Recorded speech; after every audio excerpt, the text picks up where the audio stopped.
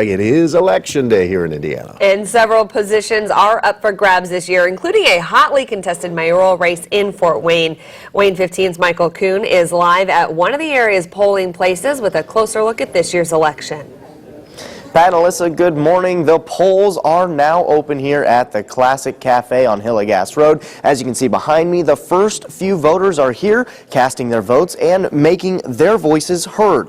One of the most watched races will be, of course, for Fort Wayne Mayor. Mayor Tom Henry and Republican challenger Tim Smith have been campaigning strongly for several months, with things heating up even more in the last couple of weeks. Mayor Henry has tried to keep the focus on the positive aspects of Fort Wayne and the role he's played in those developments, while Smith has taken issue with things like crime, taxes, and trash pickup. With just one day left to vote, political analysts say it's still anybody's race.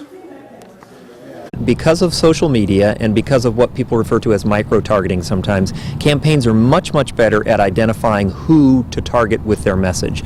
And by doing that, it actually makes it a little more difficult for those of us who follow elections to know how campaigns are doing, because it's happening at almost like a sub-ground level as opposed to out there in the open like television commercials. Downs says other close races to keep an eye on in Fort Wayne include the at-large city council seats along with the 4th and 5th districts. Fort Wayne is, of course, not the only city with important elections happening today. You can find more information about local elections near you, as well as your polling location and registration status, on the Indiana Voters website. And we, of course, have a link to that on Wayne.com right now.